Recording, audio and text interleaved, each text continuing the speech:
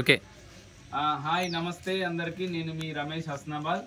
ఇది జై గణేష్ యూత్ హస్నాబాద్ వారి ఆధ్వర్యంలో ఏర్పాటు చేసినటువంటి వినాయక మంటపము చేపల సంఘం దగ్గర ప్రధాన చౌరస్తాగా ఏర్పాటయ్యి ఇక్కడ ఒక హైమాస్ట్ లైట్ కూడా ఏర్పాటు చేయడం జరిగింది. ఇక్కడ గత కొన్ని సంవత్సరాలుగా మన వినాయకుడిని ఇక్కడ ఏర్పాటు చేయడం అనేది జరుగుతుంది.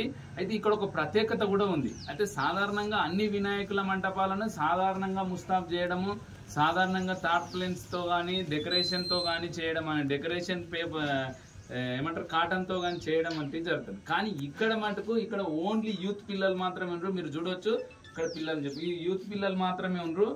వీళ్ళు ప్రత్యేకంగా తమ సొంత ఖర్చులతో మరియు గతంలో పెట్టినటువంటి వినాయకుడి ద్వారా వేలం పాట ద్వారా వచ్చినటువంటి అమౌంట్ తో ఈ యొక్క మంటపానికి ఓవరాల్ గా స్టీల్ ఐరన్ తోన ఒక పెద్ద మంటపం అనేది చేపించడం జరిగింది.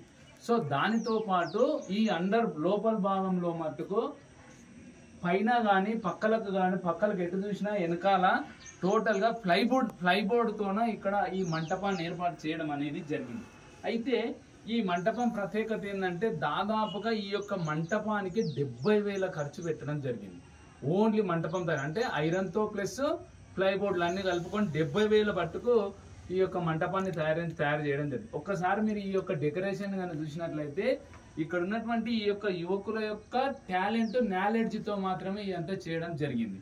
అయితే సాధారణ మంటపాలకు ఈ మంటపానికి తేడా ఏంటంటే దాదాపుగా 3 రోజులు కష్టపడి ఈ stone cover silver and gold cover తోన అన్ని ఒకే ఆకారంలో వచ్చేటట్లుగా మీరు అబ్జర్వేషన్ కూడా చేయొచ్చు. అన్ని ఒకే ఆకారంలో వచ్చేటట్లుగా దాదాపుగా ఈ యొక్క